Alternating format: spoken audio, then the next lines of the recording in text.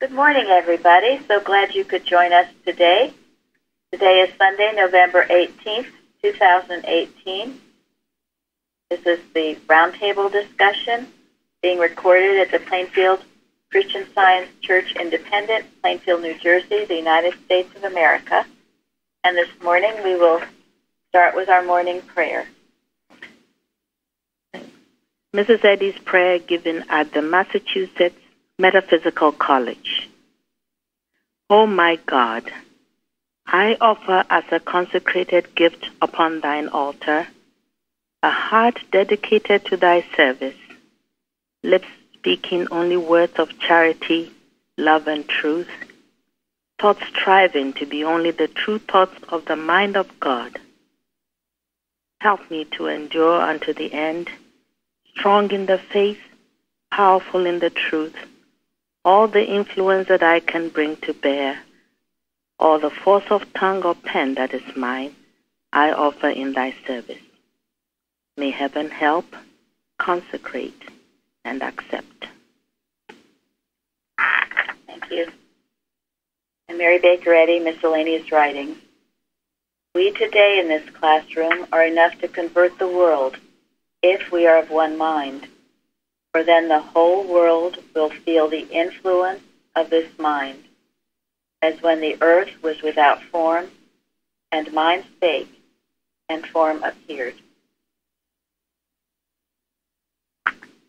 Okay, there are a couple things I wanted to mention before we get into the lesson. First, I wanted to thank you all. A lot of bulletin board comments and also forum remarks. Very grateful for all of them. If I don't read or get to all of them, nothing personal. It's just a matter of time to go for hours. So anyway, but I'm very grateful to all of you for being active. And then also, some of you, I shared this with, those of you I spoke with, but there was something on the Christian Broadcasting Network. As you all know, there have been those fires in California, and something I know we're all praying about. And there was a report. She was evidently a movie actress. Her name is Brenda Epperson, if anyone wants to look her up. But anyway, she had a ranch out in the line of where the fires are and were, and she prayed. I guess she's a Christian. She prayed over her farm, her ranch, her horses. She prayed the 91st Psalm. And the fires all stopped all around her home. Nothing was touched, and she was able to save a lot of other people's horses. 35 horses. 35 horses, thank you. It was a beautiful story of the power of God working, and she believes, and I've also heard that there's revivals going on, Christian revivals going on out in California. Man's extremity is God's opportunity. So don't be discouraged that you think our work in vain in any way. It is not. It is working. And it's reaching those who are reaching out to God. And I've decided on our carousel we'll have one icon, and it will be something like noteworthy news. And I sent that YouTube to Jeremy so he can put it up. And those of you who find things similar to this, the power of God working in our nation, in our world, many of you have sent me things through the years, actually. We'll put them up. Someone said we should start the monitor again, but I don't think we have enough to do that. But we can certainly do this. We can certainly do this and advertise these things. Now, this, we know in our church, we have Elizabeth. She had, at least 3 properties in the South that were going to be devastated by the hurricanes coming, 3 different hurricanes, and none of them touched her properties. Is she here? Yes. Right? Yes, I'm here. Yeah. She's given testimonies about this. We have Luann, who there was a scorching drought up in the North Country, she calls northern New York. And all her area where she lived was like a garden, right, Luann? Yes, all the other properties around mine were burnt right off to the dirt. It was just sand blowing. But my yard was all green and my flowers were blooming. It was beautiful, absolutely beautiful. Stunning difference. She felt almost embarrassed because about it. And of course, we are never happy that anyone else is suffering, but let it be an example of the power of God when called upon. And Bruce told his story. I mean, we have many stories here at church. You've heard them, where there are big snowstorms and all the power is out, and we make our tiny little way in the snow and have our church service. Our roof was recently put on, 2 weeks of no...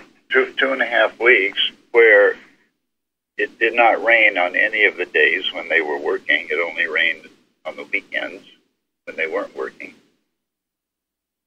And now that's finished just in time for our first snowstorm. Yeah, which we had, which is quite beautiful. So it works, and we are working it, and we will continue to. And in doing it in our little vineyards, it blesses all mankind, and we can point. We always point. We're like the shepherds pointing to God. This is where the answer is. This is where you turn. It'll work for you. It's worked for me. It will work for you. So please, all of you, if you find some interesting stories of the power of God, power of God's love working. I know some of you sent me things about things that have happened in prison, for instance, or with weather, or all kinds of things. God's power working. We'll put it on our little... Noteworthy news. Noteworthy news. Yes. Okay. All right. So next, we will go to the watching point. Watch number 449. Watch that you bear in mind that God is not separate from the blessings he bestows, in the sense that his expression carries his qualities. On this basis, we declare that God never sends man gifts. He always brings them. We cannot believe that any part of his expression lacks any of his qualities. Food as spiritual nutriment, designed to support man, cannot be separated from God's love and care. Hence, it cannot produce suffering or death. Neither does it sustain man of itself. It must be considered to be the expression of God's love. Such a beautiful thought. And this is what it is to pray without ceasing. Everything you do, you bring it back to God, including your eating, your food, everything. You know, it's a mortal belief that says certain foods are going to harm you. I mean, even who says certain foods are going to make you get big? I don't know. It's all human belief. If we believe it and get into it and worship it, we can seem to come under it. So keep your focus on God and pray continually. Mrs. Eddy said, I was looking for it, I couldn't find it, but she said somewhere that she was raised always saying grace before she had her dinner. She could not do otherwise. It's a good thing to pause and remember who is giving you the food and that it's sourced from him and it can only bless you and bless everyone. There's enough for everyone everywhere. To say these simple prayers, keep our connection with God. Thank him for bringing the food, not sending it. I love that. Yes, thank love you. that thought. Bringing it. He's with it. And if it's good, then it's love, really. Exactly. Yes. It can only bless. It can only be a blessing. Any other comments about that? Oh, I just wanted to mention something that this is about the fire. Sorry, backtrack. Ray sent me something that was so beautiful. She had sent her son a Bible, and everything else burned, but the Bible, the leaves of the Bible were blowing in the wind. And the thought came to me, well, this is the answer. The answer is blowing in the wind. That wasn't. Oh, that's beautiful. Thank you. Somewhere in Prose Works, there's a story, too, of something burning, but the signs of health not being touched, everything burning all around it, but the signs of health. And this morning I saw a picture of out west, someone's home completely burned, but there was the flag, untouched, and it was a veteran's home. So, I mean, there's no human explanations for this. Only divine. Only God's protection. God can do it in these instances. He can do it in every instance. But we have to be willing to acknowledge Him and turn to Him. We can't be oblivious to Him. So let it bring on a revival. Let it bring on people finding the Father and worshiping Him. It's a wonderful thing. Okay, the subject today, mortals and immortals. Golden text proverb. The righteous are bold as a lion. Elizabeth wrote this lesson. It's a very good one, well thought out. Again, I'm very grateful for all this activity because it shows you are demonstrating, which means you are demonstrating your oneness with God. Anytime you do anything like this. Okay, and we're all learning to be bold as a lion. And this time together we'll be talking about developing our moral courage. So we will start with the responsive reading. I looked up the first two verses in my Amplified version, which I like to turn to sometimes. And it's Psalm 1, and it says, Blessed, happy, is the man who walks and lives, not in the counsel of the ungodly, following their advice, their plans, and purposes, nor stands, submissive and inactive, in the pathway where sinners walk, nor sits down to relax and rest, where the scornful and the mockers gather. But his delight and desire are in the law of the Lord, and on his law, the precepts, the instructions, the teachings of God, he habitually meditates, ponders, and studies by day and by night. So, if someone were to peer into your window, which picture would he see? Would you be just kind of lounging around and listening to that voice, insipid voice, talking to you, telling you're no good, you're not feeling well, the food you ate upset you? Have you slowed down into that picture? Or would we see someone that was poring over and meditating on God, his instructions, by day and by night? It's a very good question to ask yourself. And catch yourself if you find that you're slowing down. What's the problem with slowing down? It comes to a stop. Yeah. Yeah. Not alert. And the devil catches up with you. Oh my gosh. Yeah. Well, it's important to remember when you're doing God's work, especially when you're doing God's work, or even if you're not, the devil's going to nip at your heel.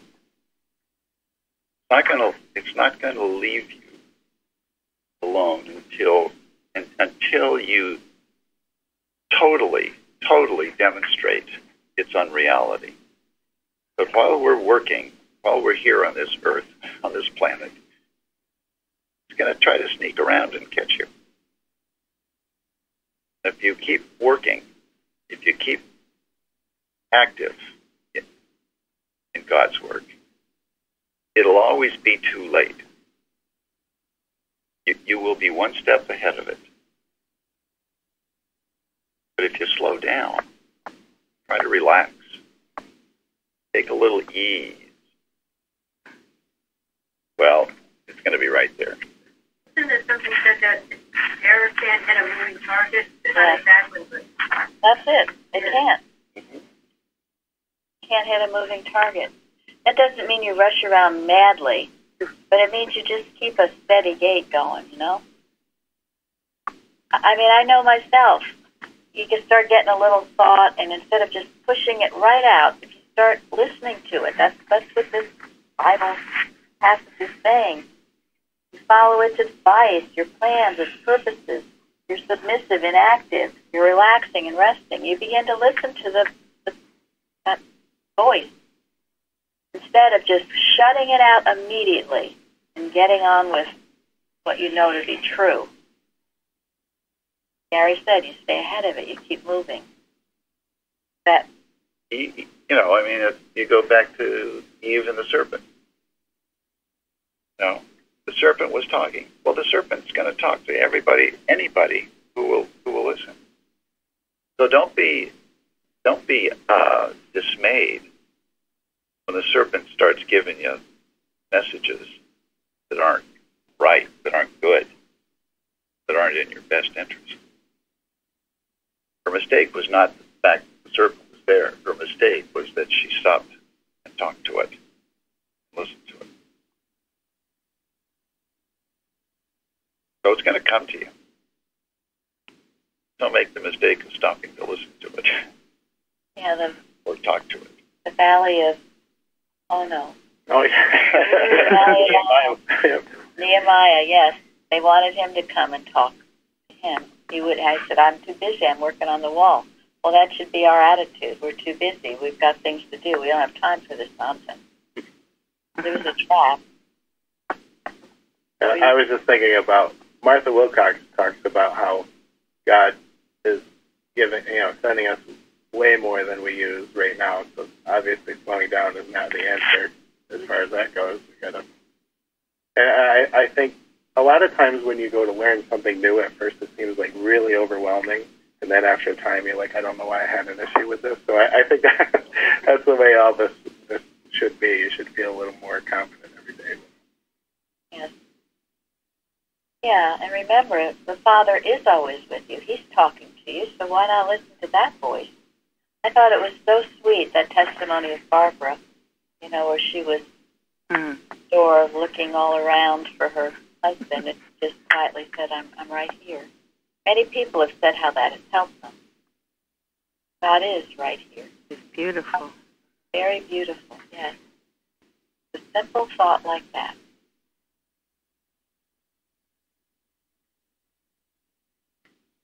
Along with that, I was taken in Science and Health. Jeremy, read number 4. Mortals have a modus of their own, undirected and unsustained by God. So what is a modus? Modus operandi.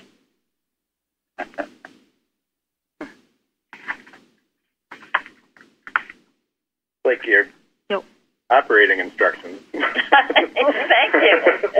Thank you. Lawrence, were you going to speak? I'll say the way you do something, the way you do things, your mode of operation. Thank you. Yep. Yeah. It's someone's habits of working. So think of it. Do you have your own modus operandi? Do you have habits of working that are undirected and unsustained by God? Remember, you don't have to. So don't bounce out of bed in the morning and just get into this habit, this routine of running around doing things.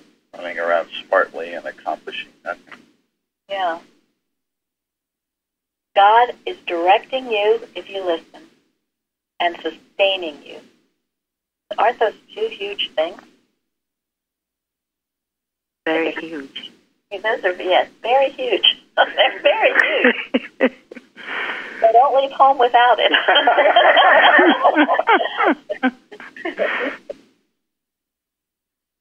Take it in. I was so struck with that. I said, my goodness, here God is directing me and sustaining me. Am I listening, or am I just going around the way I've done all my life without thought to it? So, what a wonderful thing we have with this God directing and sustaining us. You know, directing and sustaining, that covers about everything, doesn't it? Yes. It seems the opposite of that would be confused and empty, which is definitely how I felt before. Confused and empty, yeah. Also, I think it's a beautiful contrast to this righteous man described in the first two verses you read. This man walked in the counsel of God, and this other one is you're doing things as you think you should do it. Exactly, yes. That's why the righteous man is bold and the other is afraid all the time. That's right. Right. And that separates the men from the boys, or the mortals from the immortals. And like it says in the responsive reading, the Lord knows the way of the righteous. He's directing them. They're following him. The way of the ungodly has to perish. Has to. There's no other possibility for it. Doesn't mean the ungodly will perish. It just means that way, that modus of operation has to perish. And what a wonderful prophecy. What a wonderful thought to know that the wrong way of doing things is always going to perish. Perishes when you find the right way.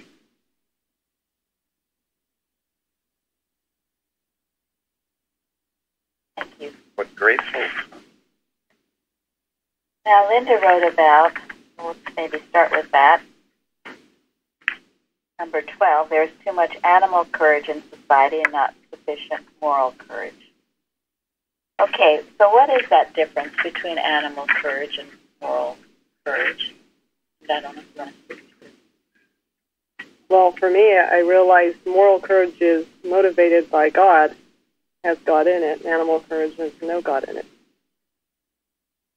How I simplified it for myself. Okay, well, and I realized that a lot of my do-goody was animal courage, actually, rather than moral. And it goes back here. It was undirected and unsustained by God. There was no God in it.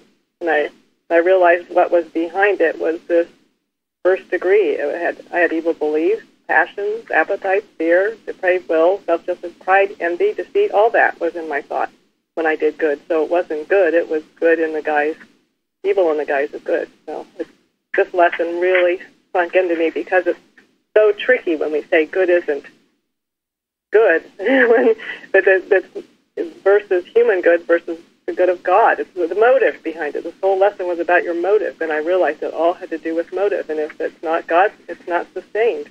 So I realized why it didn't work either. Thank you.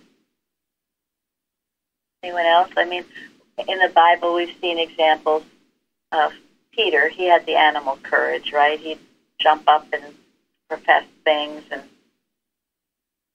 and yet not without the spiritual sense, spiritual discernment that's needed. Oh, the subtle willfulness too. You're willful. I'm going to do this. You know, in your thinking, you're thinking, I'm just going to do what I want.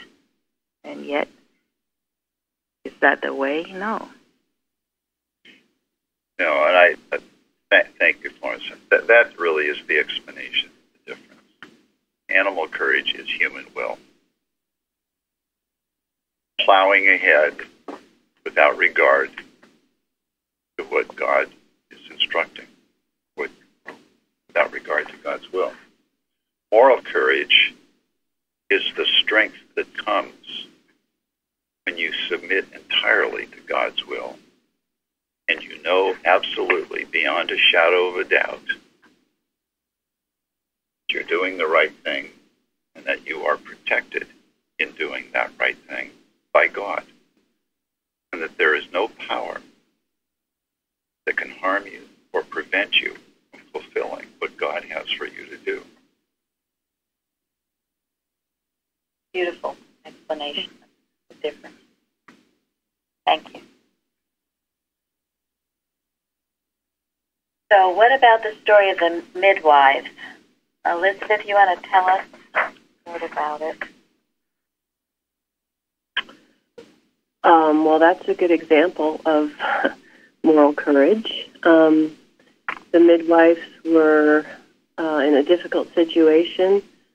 The Pharaoh had told them they needed to kill all baby boys, and they knew that was wrong. And I think one of the key citations is, "But the midwives feared God and did not, as the king of Egypt commanded them, but saved the men, children alive." And when I looked up fear in the 1828 dictionary, I really love this definition because it says, "In good men, the fear of God is a holy awe or reverence of God and his laws, which springs from a just view and real love of the divine character, leading the subjects of it to hate and shun everything that can offend such a holy being, and inclining them to aim at perfect obedience." So that's how they were motivated. And when Pharaoh called them to appear before him and asked him why they were letting the boys live, they said, well, because the Hebrew women are not as the Egyptian women, for they are lively and are delivered ere the midwives come in unto them. Basically saying that the Hebrew women delivered the babies so fast that they didn't need the help of a midwife.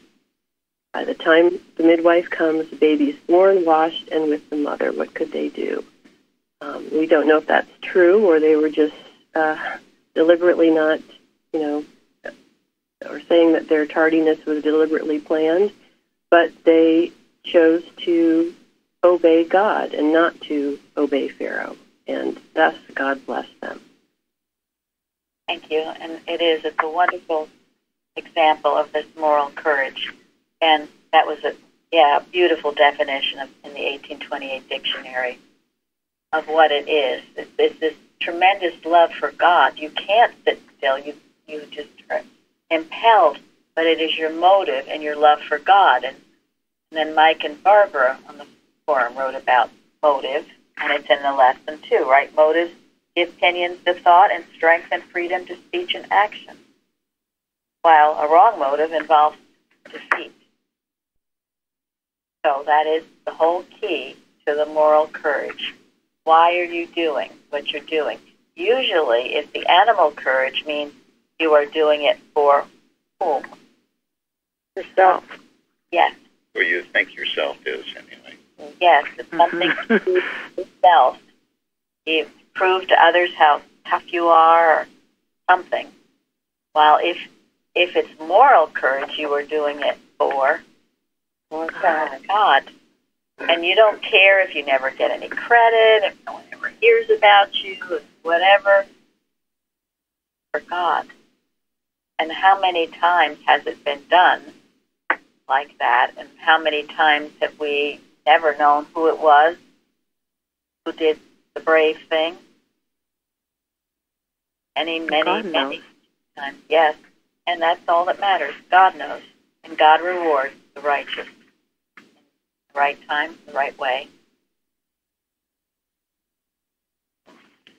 I think there's also a nuance there, too, because Mrs. Eddy's history was before her quote-unquote discovery of Christian Science. As a child, she stood up to that bully that was picking up picking on all the little school children, and she was just a little school child, Mrs. Eddy, that is, at that time, and she just defeated and actually healed that girl, because then she didn't pick on the little ones afterwards. And also, when she was involved with writing against slavery, her husband told her that he couldn't protect her if she was found out. She was writing under a pseudonym, living in South Carolina, anti-slavery stuff. But the interesting thing is that I think this is where God behind you or not are doing it, and it doesn't even have to be in a selfish motive. Because when I was doing farm activist stuff, I mean, there were many times when I would be in a situation where I would be completely fearful, and it wasn't being brave at all. And it wasn't just for me; it was for other people. But now I understand finally through the teachings here how to better discern if you have God behind you, or if you're doing it not necessarily selfish motives, but still on a material basis. It's still not going to work out. Yeah, in other words, the way you think it should be done, instead of more listening to God's direction. Thank you. That's very well put. Thank you, yes. And one other aspect, it's been touched on, these Hebrew midwives. They made a conscious decision not to do what the Pharaoh told them to do. They must have known that they were going to invite a very uncomfortable situation as a result of not doing. Maybe their lives were probably in danger for not obeying the Pharaoh. But they didn't, shy away from a potentially very uncomfortable situation. Their obedience to God. That is why it is moral courage. They have the courage to face any uncomfortable human situation to obey God. I think it involves that love that triumphs over. You don't even see the danger. It's like a mother defending their baby or something. You go anyway. You don't think about what's going to happen. Right. The love overcomes you. You just do it. And you're willing. Yeah. You're willing to face whatever comes at you. And how could a midwife actually be able to kill a child that they delivered? Well, let's not go into that. All right. I guess if you're so afraid for your own self because of Pharaoh's orders, you might find a way. But I'm sure there'd be a way, but we don't need to talk about it. Yeah, it's not necessary. So well, that's it. So, and what Florence said is absolutely true. When you don't even think about yourself, because you're motivated by love. And this is what real love is. Love of God and man, and not love for self. And that is the love that does wonders upon wonders. The love that liberates. That's the love. Those who just sit and think about themselves and are paralyzed, that's not love. That's the human stuff we were talking about earlier. So, and how do you get it? This moral courage, this divine love. Well, we're talking about it. So, if you don't have it, we could all, I'm sure, have more of it. But it's certainly poring over God's precepts and loving Him and being grateful for all the good and acknowledging all the good He's done. So He's an ever-present reality in our lives. Now, I thought Jeremy sort of went along with this too, about doing heartily unto the Lord. And read what you wrote from Spiritual Footsteps. Mrs. Eddy wanted the work to be done scientifically, and one salient point in all work is the knowledge that in science there is no middle ground. One's mental work either tears up or builds, or tears down or builds up, or it makes nothing of it, and so tears it down. There is no point at which the thinking of the student is void. If it is human, it is expressed in human results. If it is divine, it is made manifest in good results. The next paragraph. So this is me. In looking for hallmarks for those human results, the Merriam-Webster website had these antonyms of heartily: weakly, cheerlessly, darkly, heavily, miserably, morosely, unhappily. These qualities exemplified my old life, and I'm so grateful to God they are behind me. That's great. Thank you. Now think of it. That's why your thoughts matter so much. Don't think it doesn't matter what you think. Don't think, well, you just live alone and it doesn't matter. You think whatever thoughts you want to. You're either contributing to the beautiful, the good, and the pure in life, or you are doing this other stuff. Pulling down, tearing down. Some of this got me to stop some of this foolish thinking I was doing, because I realized, I'm not just affecting myself, I'm polluting the whole atmosphere. You're either polluting it or purifying it. So which one do you want to be? And that's true. Una Willard, who was an old-time practitioner from Oregon, she speaks a lot about this, that every time you come into a group, you enter any kind of a situation, you bring your thought. It's either a beautiful thought that smells lovely and upholds and uplifts, or it's so which one do you want to be? And you know darn well, because you can see by just feeling the presence of someone, looking at someone, you feel their presence. What are they doing? Are they upholding, uplifting, loving?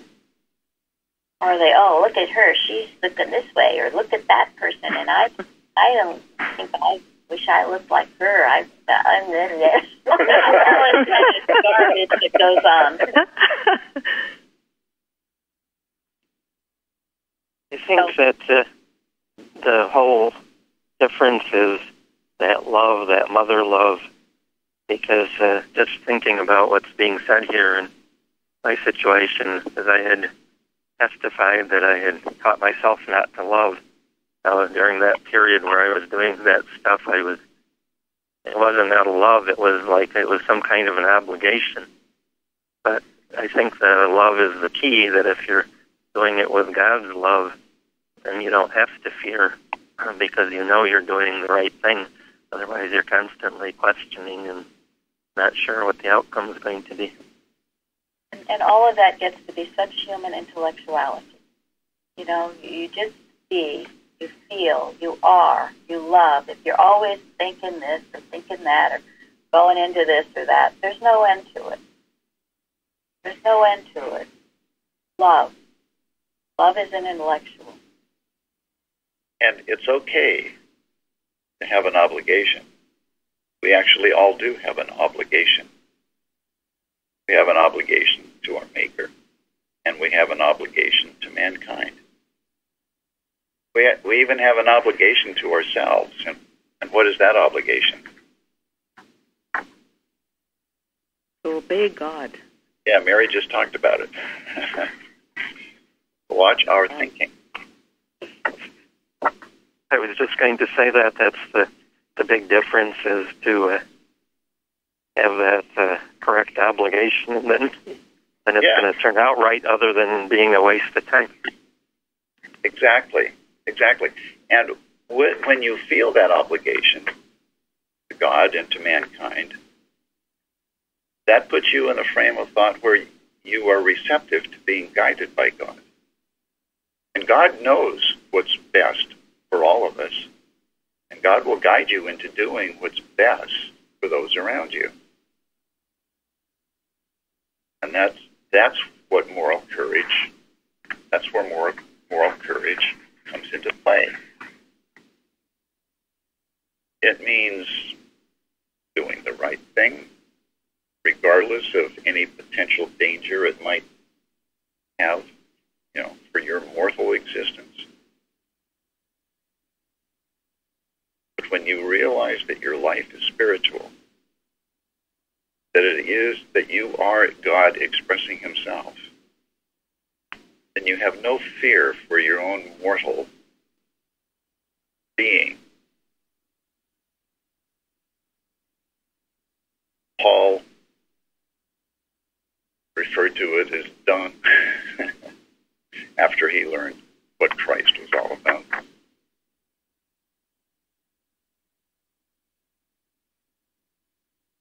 It's a total freedom.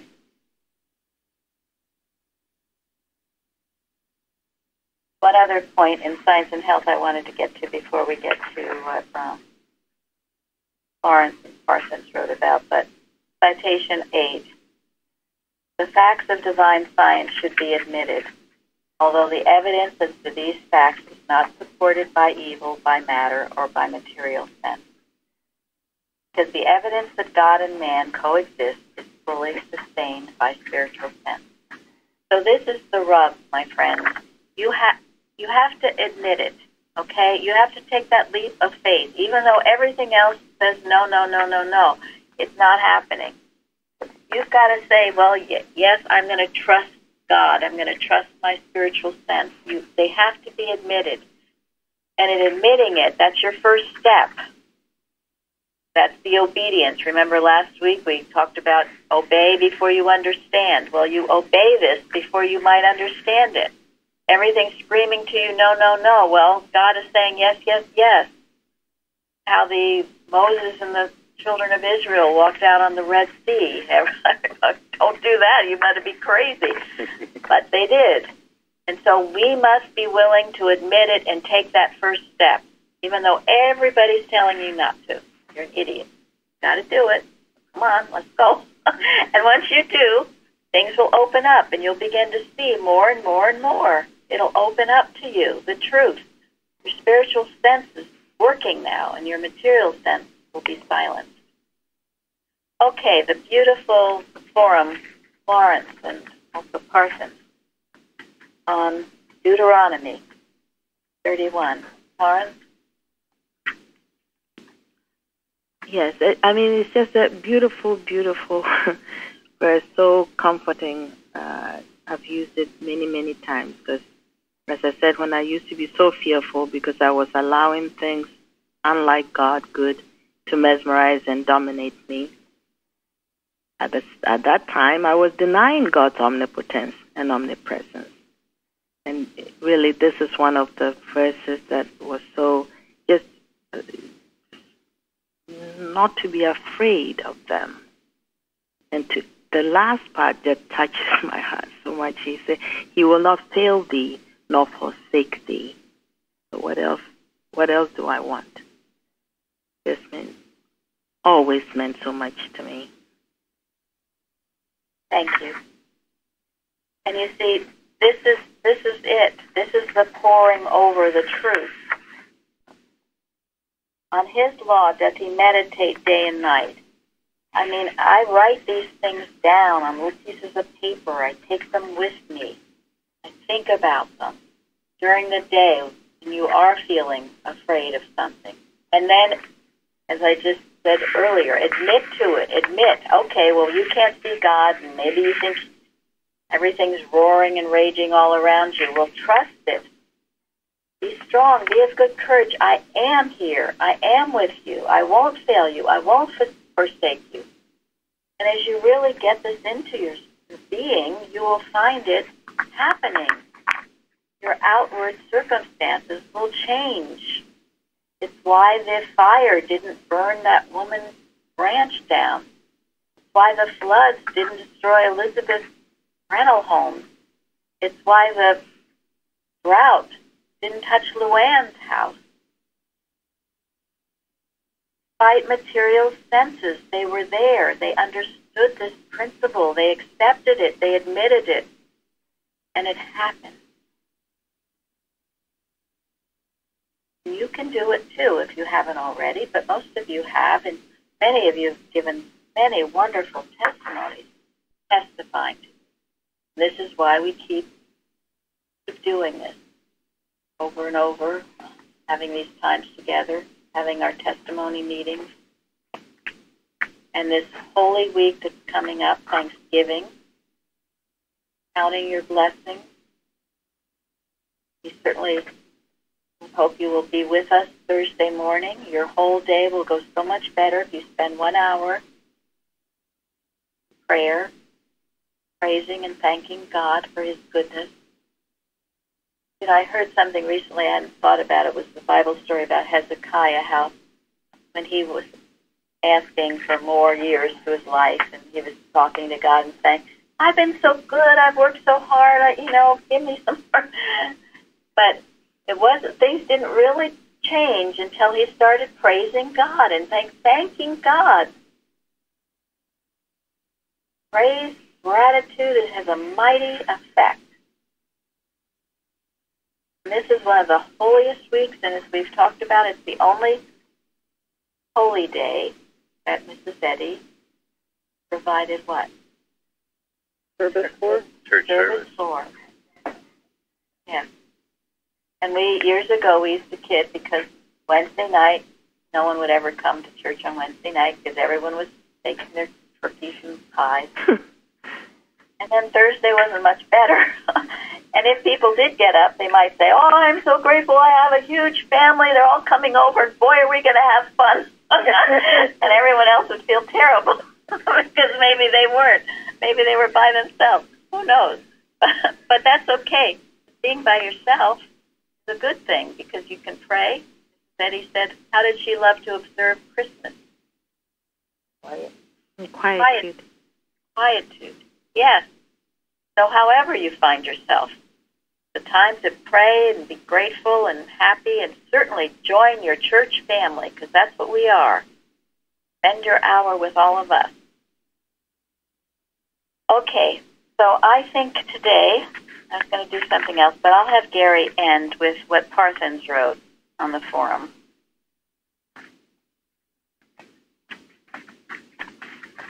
And this is entitled Love Individualized versus Animal Magnetism Collectivized.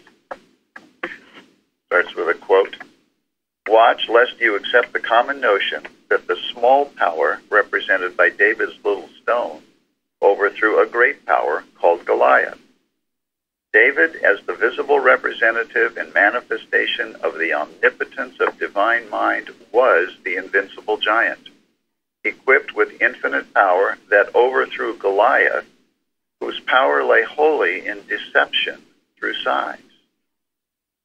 The trick of the mesmerism of sense testimony is to reverse everything, magnifying the nothingness of error so that it seems like a giant, and belittling the power and presence of spirit.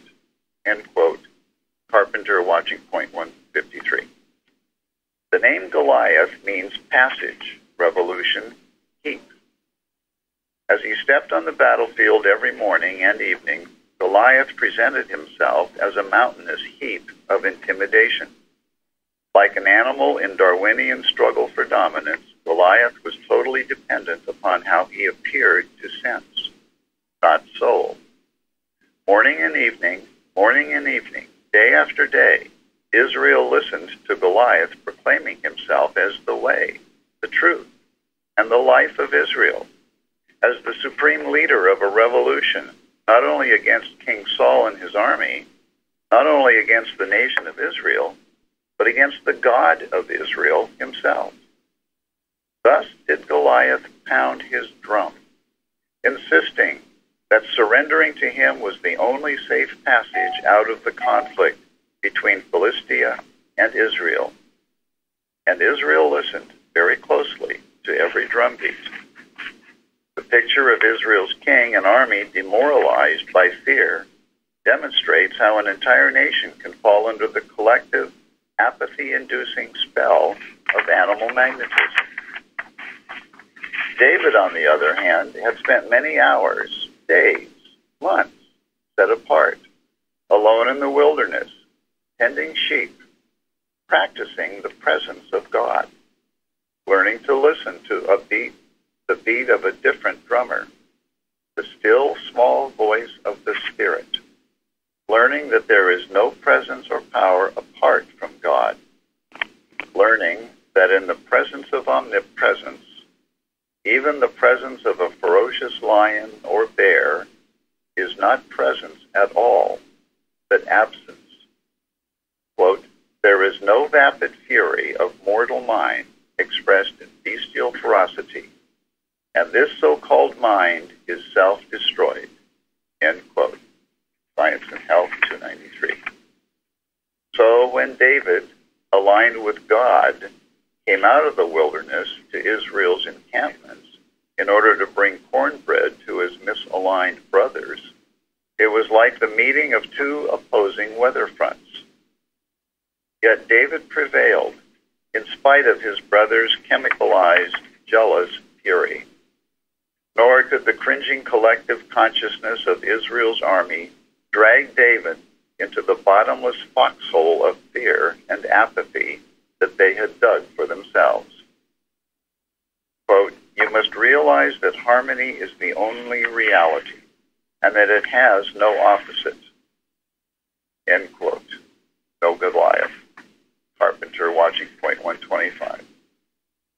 Finally, one with God is a majority. So remember, this is how we get our moral courage.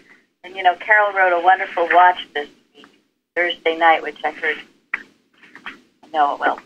barely, I heard it very powerfully, but you speak to that era. You evil era, animal magnetism are a lie, a fake, a fraud. You have no face, no name, and no organization to operate through. You have tried to cast a cloud of darkness over this nation, this world, and you have failed, and you know it. And I know you know it. As you were soundly defeated and destroyed by David, by Jesus, by Mrs. Eddy, so are you defeated now. Truth is just as effective today and just as victorious. That's how you get your moral courage. It works. So, Thank you. okay. That's right. That's it. Okay. Amen. See you in church. Thank you. Thank you. Thank you.